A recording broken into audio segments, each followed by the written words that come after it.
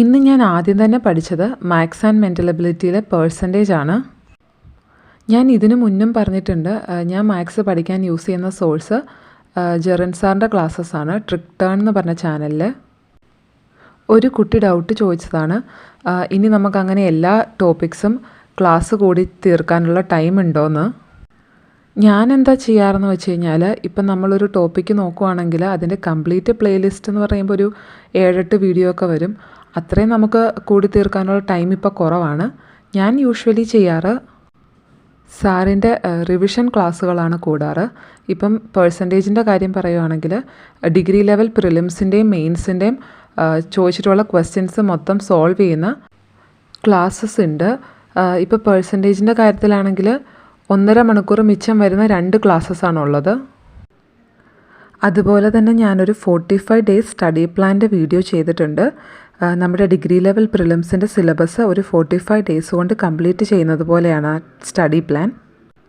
അതിലൊരു 30 ഡേയ്സ് കൊണ്ട് തന്നെ നമ്മൾ സിലബസിൽ പ്രയോറിറ്റി ടോപ്പിക്സ് എല്ലാം കംപ്ലീറ്റ് ചെയ്യും. പിന്നെയുള്ള 15 ദിവസം ബാക്ക്ലോഗ്സ് തീർക്കാനും റിവിഷനും വേണ്ടിയിട്ടാണ് അലോട്ട് ചെയ്തിരിക്കുന്നത്. അപ്പോൾ കുറേ കുട്ടികൾ എന്നോട് അതിൻ്റെ PDF ചോദിച്ചായിരുന്നു. അത് ഷെയർ ചെയ്യാൻ വേണ്ടിയിട്ട് ഞാനൊരു ടെലിഗ്രാം ചാനൽ ഉണ്ടാക്കിയിട്ടുണ്ട്. അതിൻ്റെ ലിങ്ക് ആ വീഡിയോയുടെ തന്നെ താഴെ കമൻ്റായിട്ട് പിൻ ചെയ്തിട്ടുണ്ട്. താല്പര്യമുള്ളവർ തീർച്ചയായിട്ടും ചെക്ക് ദാറ്റ് ഔട്ട്. അത് കഴിഞ്ഞ് ഞാൻ 2 ക്ലാസ് കൂടുകയാണ് ചെയ്തത്. ഒന്ന് സിവിക്സും പിന്നെ ലക്ഷ്യയുടെ യൂട്യൂബ് ചാനലിൽ ഒരു പ്ലേലിസ്റ്റ് ഉണ്ട്, റാങ്ക് മേക്കിംഗ് ക്ലാസ്സസ് എന്ന് പറഞ്ഞ്. എനിക്ക് തോന്നണേ 22 ക്ലാസ്സസാണ് ആ പ്ലേലിസ്റ്റിലുള്ളതെന്ന്.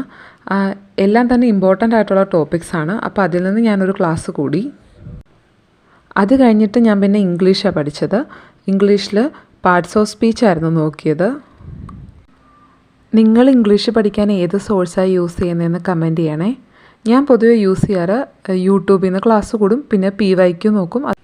അതുപോലെ തന്നെ ചില സമയത്ത് ChatGPTയും യൂസ് ചെയ്യും. അപ്പോൾ അത്രയേ ഉള്ളൂ. Thank you for watching.